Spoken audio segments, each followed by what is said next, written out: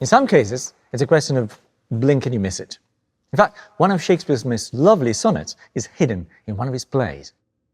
Romeo and Juliet is a tragedy of love, in which two young people from rival families meet, love, marry and die within the space of a few days. That story of forbidden passion against all odds begins with an exchange in Juliet's house during a feast, which the young Romeo has gate-crashed. The two have never met before, but after this moment, the two star-crossed lovers will become one thing, sharing the same deadly trajectory fueled by love at first sight. Romeo to Juliet. If I profane with my unworthiest hand this holy shrine, the gentle fine is this: my lips, two blushing pilgrims, ready stand to smooth the rough touch with a tender kiss. Good pilgrim, you do wrong your hand too much, which mannerly devotion shows in this. For saints have hands that pilgrims' hands do touch, and palm to palm is holy palmer's kiss. Have not saints lips, and holy palmers too? I, pilgrim, lips that they must use in prayer. But then, dear saint, let lips do what hands do. We pray, grant thou, lest faith turn to despair. Saints do not move the ground for prayer's sake. They move not, while my prayer's effect I take. These are 14 lines, and they tell us a whole story. They certainly prepare us for what is to come. It is an extraordinary moment in the play. Romeo and Juliet speak to each other, at each other, and they choose role for themselves. Romeo talks like a pilgrim about to approach a kind of religious shrine.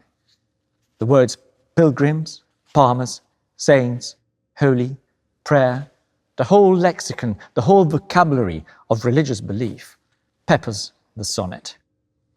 His meeting with Juliet is an apparition, almost a religious experience after all. And love is, of course, just like religion, a question of faith. Romeo sees Juliet as a goddess, not quite real, someone whom he thinks he'll never be able to seduce or possess.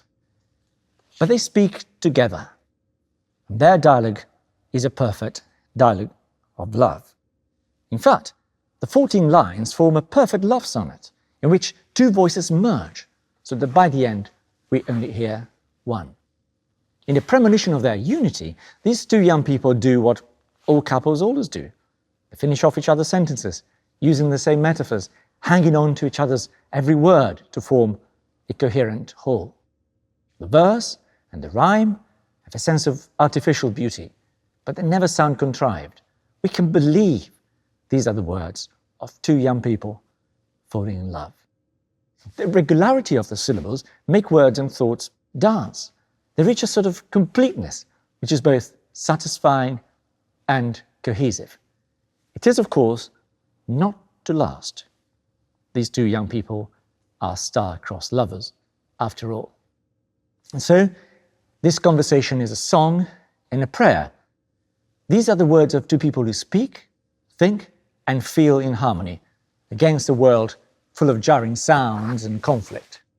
So Romeo and Juliet realize from the very first time they're opening their mouths in front of each other that by listening to each other, they're actually hearing themselves, and all in the space of just 14 lines. Genius.